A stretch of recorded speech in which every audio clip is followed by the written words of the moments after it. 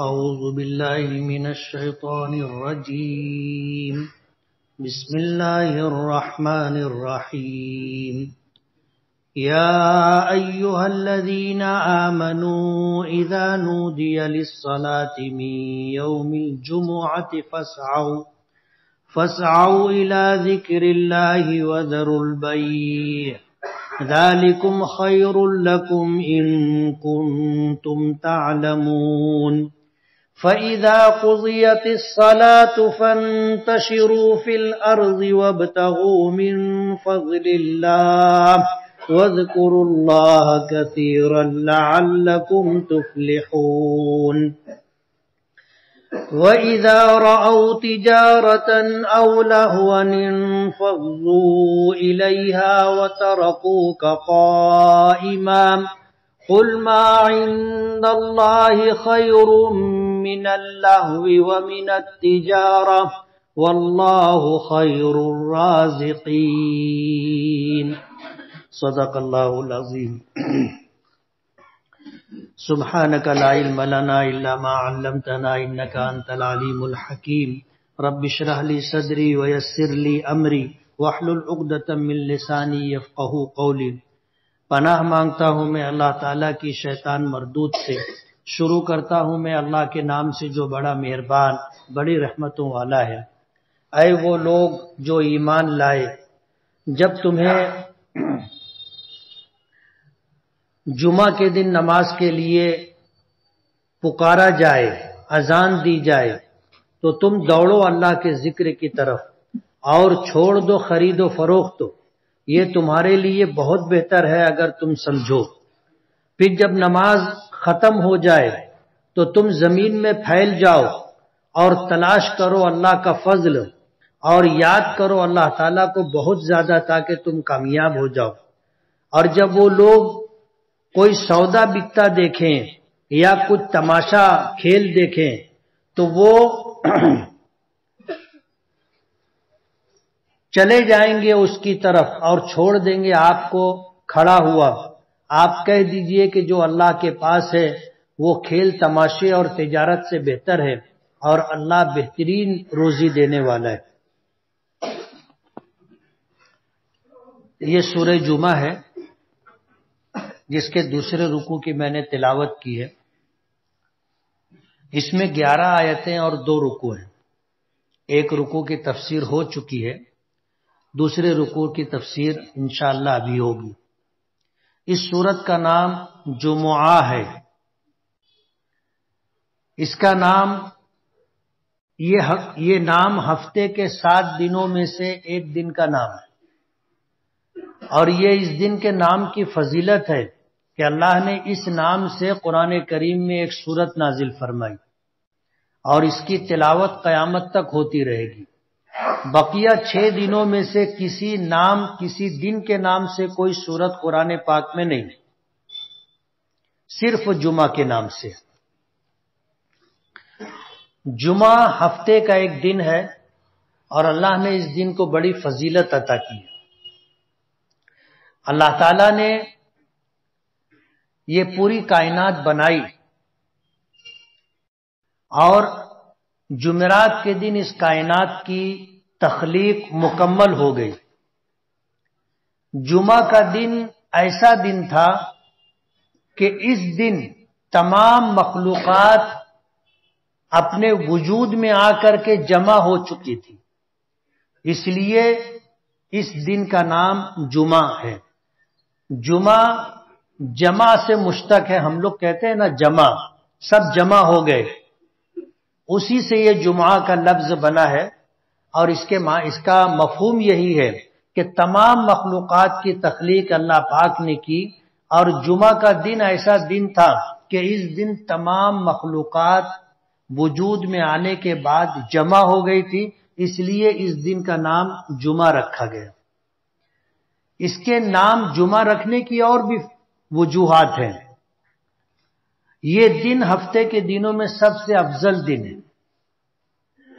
یہودیوں نے سنیچر کے دن کو پسند کیا تھا عبادت کے لیے، اور ان کا یہ کہنا تھا کہ جمعہ کے دن تمام مخلوقات کی تخلیق سے اللہ پاک فارغ ہو گئے تھے اور سنیچر کو آرام کیا تھا.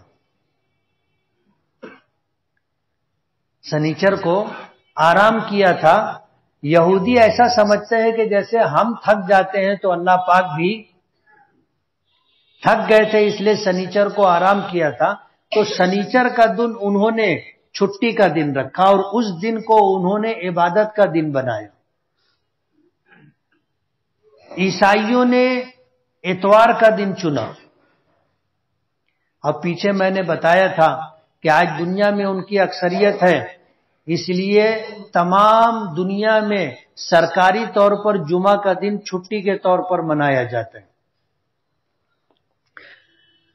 جمعہ کا دن افضل ہے. جب ہجرت کر کے مکہ مکرمہ سے کچھ لوگ مدینہ منورہ پہنچ گئے تھے تو وہاں جانے کے بعد جب انہوں نے دیکھا کہ یہودی سنیچر کے دن جو ہے عبادت کرتے ہیں، عبادت کا دن بنایا، اور عیسائی اتوار کے دن عبادت کرتے ہیں، تو مدینہ منورہ میں جو مسلمان تھے انہوں نے ان صحابہ کرام سے جو مکے سے ہجرت کر کے مدینہ گئے تھے اور ایسے صحابہ جنہیں نبی کریم صلی اللہ علیہ وسلم نے مدینے والوں کو تعلیم و تربیت کے لیے سکھانے کے لیے بھیجا تھا، ان کے پاس پہنچے اور انہوں نے تذکرہ کیا کہ یہ عیسائی لوگ، یہودی لوگ سنیچر کو عبادت کا دن مناتے ہیں اور عیسائی اتوار کے دن عبادت کا دن مناتے ہیں، تو ہمارے لیے بھی کوئی دن متعین. باہمی مشورے سے ان لوگوں نے جمعہ کا دن چنا. حدیث پاک میں آتا ہے کہ اللہ تعالیٰ نے یہودیوں کو، عیسائیوں کو، مسلمانوں کو عبادت کے لیے کسی دن کے چننے کا اختیار دیا تھا، تو یہودیوں نے اپنے مشورے سے سنیچر کا دن چنا، عیسائیوں نے اتوار کا دن چنا، اور مسلمانوں نے باہمی مشورے کے بعد اپنی ثواب دید سے جمعہ کا دن چنا. یہ وہ دن ہے جو اللہ کے نزدیک بھی افضل ہے. یعنی دنوں کے انتخاب میں مسلمانوں نے صحیح دن کا انتخاب کیا اور وہ ہے جمعہ کا دن. جمعہ کے دن کے متعلق نبی کریم صلی اللہ علیہ وسلم فرماتے ہیں کہ جمعہ کا دن ایسا دن ہے کہ اس دن کی عبادت پچھلے جمعہ یعنی گزرے ہوئے ہفتے کے درمیان جتنے گناہ ہوئے ہیں ان کی معافی کا ذریعہ ہوتی ہے، بشرطے کہ وہ چھوٹے گناہ، اور بڑے گناہ بغیر توبہ کے معاف نہیں ہوتے، اس کے لیے توبہ کرنا ضروری. تو جمعہ کا دن ہفتے کا دن ہے. نبی کریم صلی اللہ علیہ وسلم نے حکم دیا کہ جمعہ کے دن غسل کیا کرو. آپ خود بھی غسل فرمایا کرتے تھے اور خوشبو لگایا کرتے تھے، مسواک کیا کرتے تھے. اپنے کپڑوں میں سے بہتر کپڑا، اچھا کپڑا جو ہوتا تھا وہ زیب تن فرمایا کرتے تھے. تو جمعہ کے دن کا اہتمام ہوتا تھا. نبی کریم صلی اللہ علیہ وسلم نے اس کے اہتمام کا حکم بھی دیا. اس دن کو اس لیے بھی فضیلت حاصل ہے کہ اس دن میں جو دعا کی جاتی ہے وہ قبول ہوتی ہے. حضور نے فرمایا جمعہ کے دن جو دعا کی جاتی ہے وہ دعا قبول ہوتی ہے. بعض روایتوں میں آیا نبی کریم صلی اللہ علیہ وسلم نے فرمایا کہ جمعہ کے دن ایک گھڑی ایسی ہے کہ اس میں جو دعا کی جائے وہ دعا قبول کی ہوتی ہے، بشرطے کہ کسی حرام چیز کو نہ مانگا جائے. بعض روایتوں میں آتا ہے کہ صحابہ کرام نے پوچھا کہ اللہ کے رسول وہ گھڑی کون سی ہے جس گھڑی میں دعا قبول ہوتی ہے؟ حضور پاک صلی اللہ علیہ وسلم نے فرمایا کہ امام خطبے کے لیے آ کر جب منبر پر بیٹھتا ہے وہاں سے جمعہ کی نماز مکمل ہونے تک درمیان میں ایک وقت ہے جو دعا کی قبولیت کا ہے. علماء نے فرمایا 2 خطبوں کے درمیان جب امام منبر پر بیٹھتا ہے اس وقت جو دعا کی جائے اللہ وہ دعا قبول فرماتے.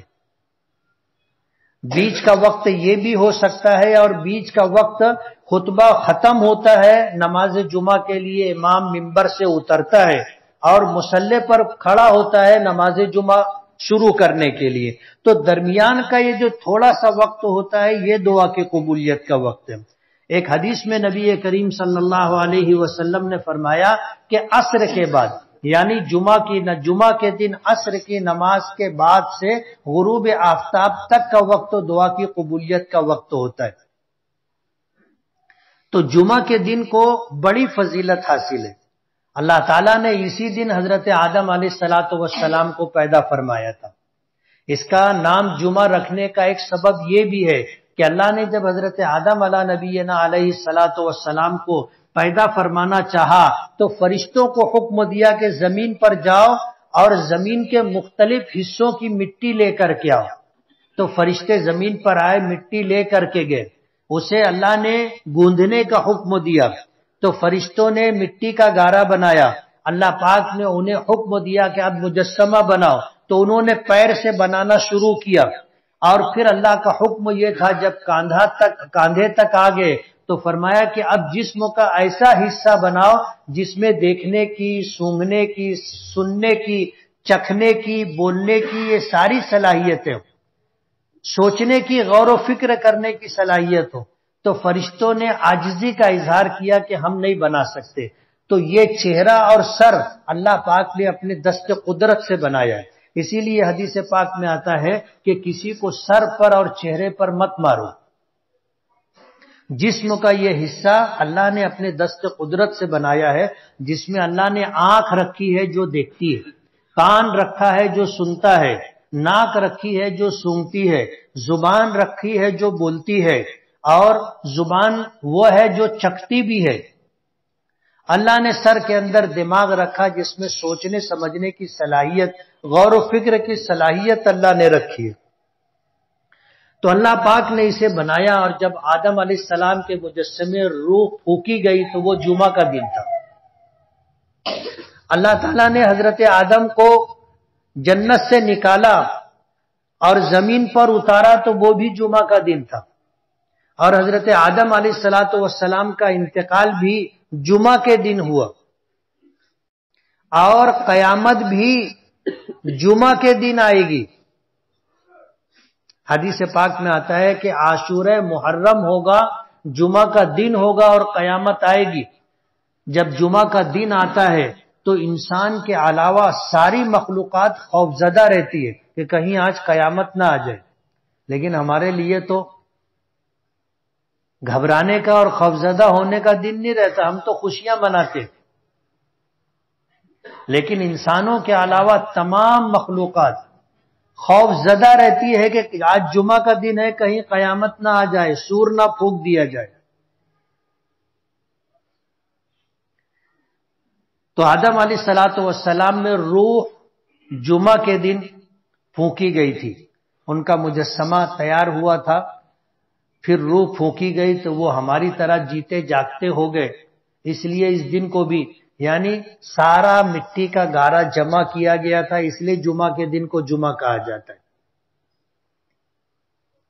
نبی کریم صلی اللہ علیہ وسلم نے جمعہ کے دن کے جہاں فضائل ذکر کیے ہیں، وہیں پر آپ نے اپنی زندگی کا پہلا جمعہ مدینہ منورہ سے لگ کر کے ایک مقام تھا، قبیلہ بنو سالم کا قبیلہ تھا، وہاں پر آپ نے جمعہ کی نماز ادا فرمائی تھی۔ آپ جب ہجرت کر کے مکہ مکرمہ سے چلیے اور چل کر قبا نامی بستی میں پہنچے تو آپ نے وہاں مسجد قبا کی بنیاد رکھی اور اس کی تعمیر میں بنفس نفیس شریک رہے، اور پھر آپ جمعرات کے دن وہاں سے چلے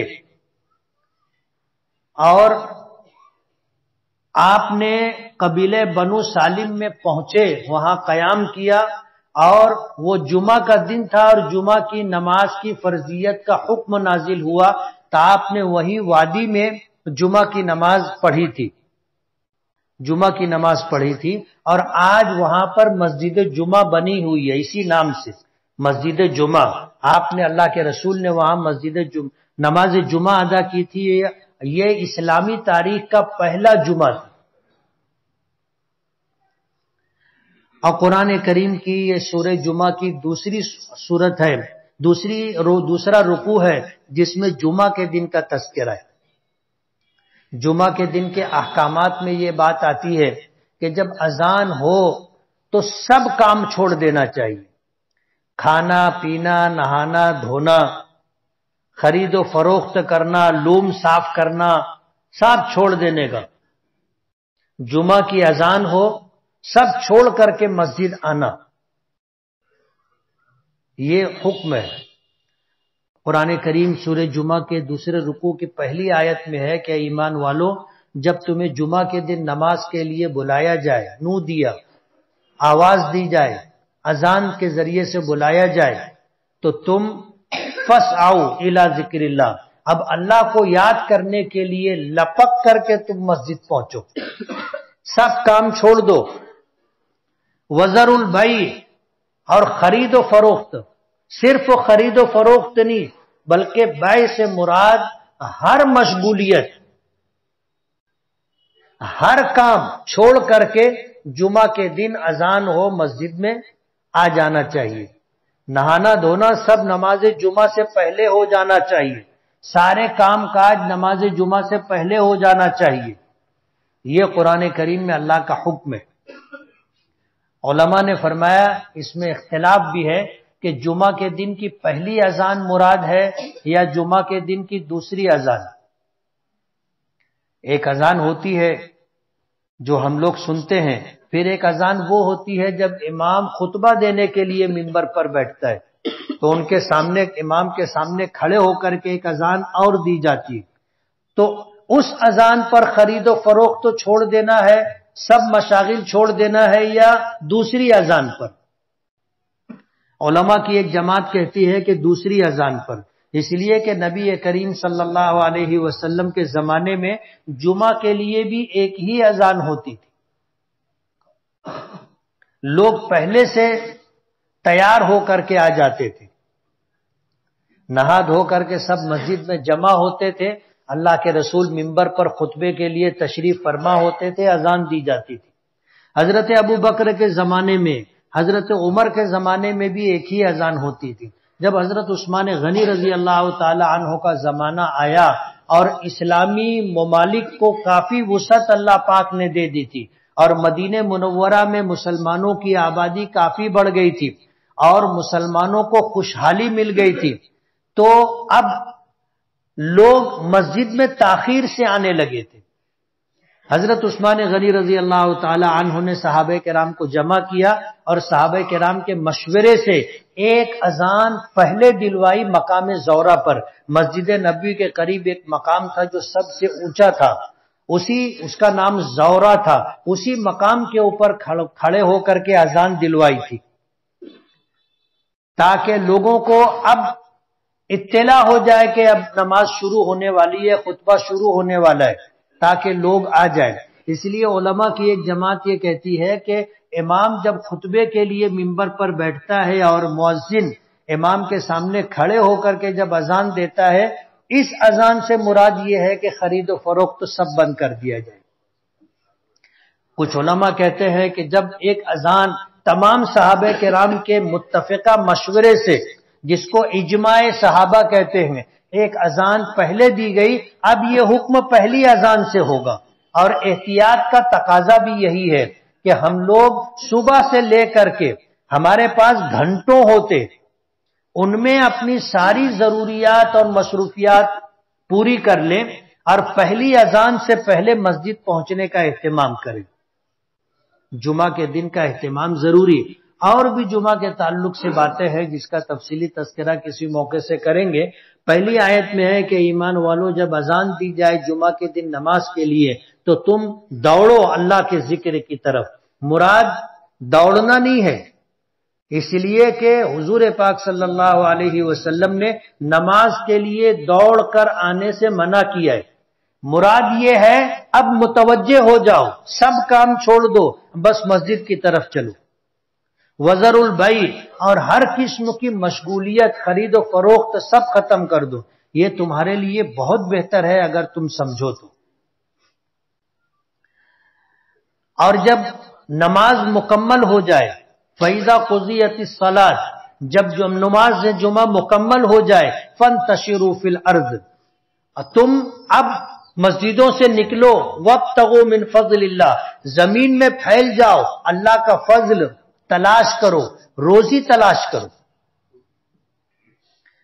ایک صحابی کے متعلق آتا ہے کہ جب جمعہ کی نماز ہو جاتی تھی تو وہ مسجد سے نکلنے لگتے تھے، دروازے پر رک کر کے دعا کرتے تھے کہ اللہم انی اجبت دعوتک کہ اللہ میں نے تیری پکار سنی، اسے قبول کیا، اذان ہوئی مسجد میں آ گیا، وصلیت الفریضہ فریضتک، اور تیرے فریضے کو میں نے ادا کیا، یعنی نماز جمعہ میں نے پڑھ لی، نماز جمعہ میں نے پڑھ لی، اب انتشرت فی الارض، اب میں مسجد سے نکل رہا ہوں، تیرا حکم ہے وابتغوا من فضل اللہ، اللہ کا فضل تلاش کرو، اللہ کا فضل تلاش کرو، میں تیری روزی تلاش کرنے کے لیے، حاصل کرنے کے لیے اب مسجد سے نکل رہا ہوں، فرزقنی، تو مجھے رزق عطا فرما، انک خیر الرازقین، تو بہترین رزق دینے والا ہے۔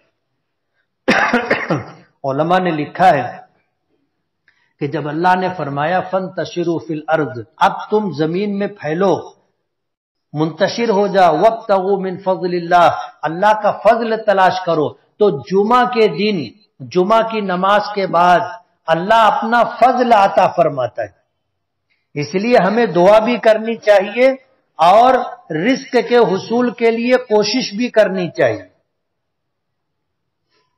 دعا تو یہی کریں گے کہ اللہ تو نے نماز کے لیے بلایا تھا، میں نے تیری پکار سنی، مسجد آ گیا، میں نے نماز جمعہ ادا کر لی، اب تیرے حکم پر میں زمین پر پھیلنے کا حکم ہے، اب میں رزق تلاش کرنے کے لیے جا رہا ہوں، تو مجھے رزق عطا فرما، تو بہترین رزق دینے والا ہے۔ یہ دعا کا ترجمہ میں نے اس لیے کیا کہ ایک مرتبہ سننے سے آپ کو تو دعا یاد ہوگی نہیں، تو اس کا ترجمہ سمجھ میں آ جائے تو تم جمعہ کی نماز پڑھ کے نکلنے لگو تو یہ دعا کر کے نکلو، کرو گے نا؟ وَاذْكُرُوا اللَّهَ كَثِيرًا لَعَلَّكُمْ تُفْلِحُونَ، اور تم اللہ تعالیٰ کو خوب کثرت سے یاد کرو تاکہ تمہارا بھلا ہو، تم کامیاب ہو جاؤ۔ اللہ کی یاد میں یہ کامیابی، اللہ نے فرمایا فَاذْكُرُونِي أَذْكُرْكُمْ، تم مجھے یاد رکھو میں تمہیں یاد رکھوں گا۔ ہم اللہ کو بھول گئے تو اللہ نے بھی ہم کو بھلا دیا، ہم اللہ کو یاد رکھیں، اللہ کا وعدہ ہے میں تم کو یاد رکھوں گا، اس لیے اللہ کا ذکر دنیا اور آخرت کی بھلائی پر مشتمل ہے، کامیابی کی ضمانت ہے۔ تیسری آیت میں خاص واقعے کا ذکر ہے، ہوا یہ تھا مدینہ منورہ میں قحط پڑا تھا، غلہ مل نہیں رہا تھا، لوگوں کے پاس پیسے تھے لیکن گیہوں، چاول، دال، کھانے کی چیزیں مدینہ منورہ میں نہیں تھی، قحط سالی تھی، لوگ پریشان تھے۔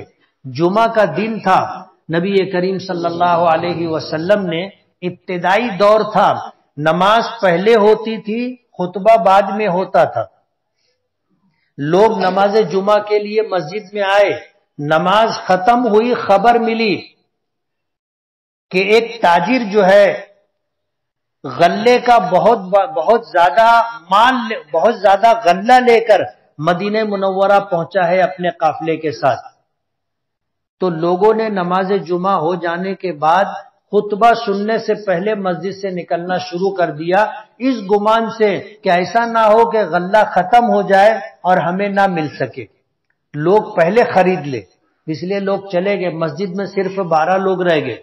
قرآن کریم کی آیت نازل ہوئی کہ دیکھو لوگ تمہیں تجارت کو سودا بکتا ہوا انہوں نے دیکھا یا کچھ کھیل تماشا انہوں نے دیکھا، انفضوا الیہا، تو وہ تمہیں چھوڑ کر کے اس کی طرف چلے گئے، وترکوک قائما، اور تم کو کھڑا ہوا چھوڑ دیا۔